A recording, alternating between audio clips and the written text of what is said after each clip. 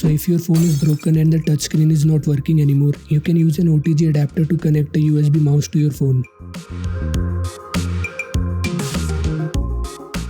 A cursor will appear on the screen using which you can control the phone.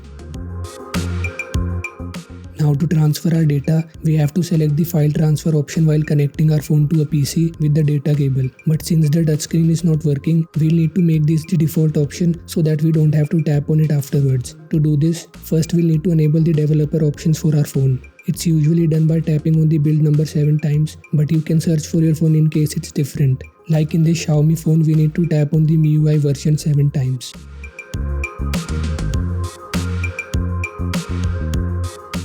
Next, go to the developer options and change the default USB configuration to file transfer.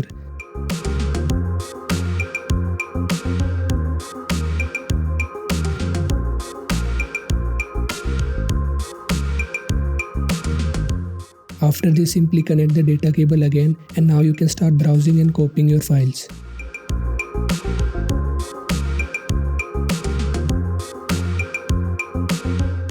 In case this doesn't work for you, you can upload your data to Google Drive or transfer it using a peer-to-peer file sharing website like ToffeeShare, which doesn't have any file size limit. You can perform your other important tasks as well using the mouse, like logging out of your accounts, resetting the phone, or maybe clearing your browsing history.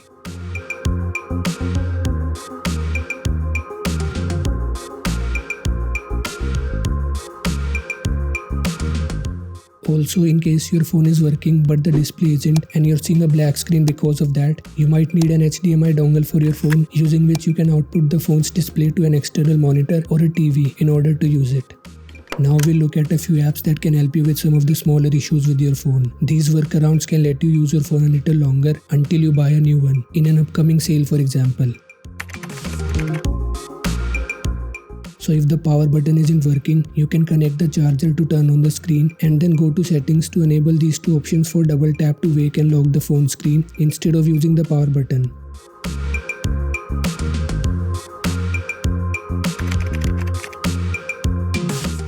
In case of the volume buttons, you can install and add this app to your home screen, which simply brings up the default volume slider when you tap on it, or use an app that adds volume controls in the notification bar.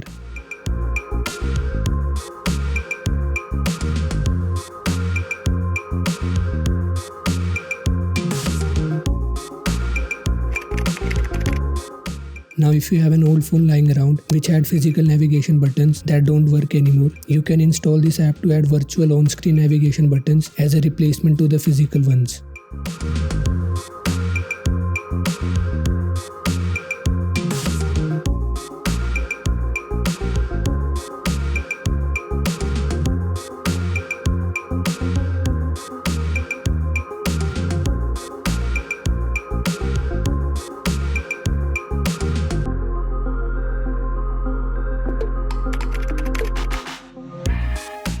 If some part of the screen isn't working, you can yet again install an app to add a touchpad to the part of the screen that's working and control it from there.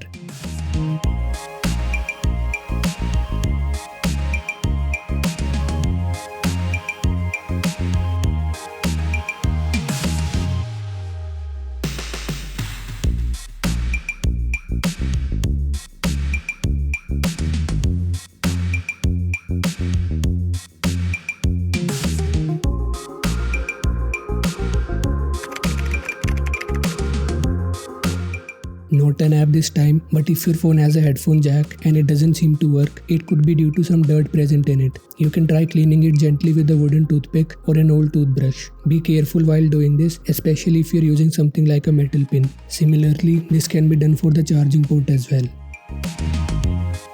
That's it for this video. Feel free to share any more tips or feedback down in the comment section, and I hope to see you in the next one.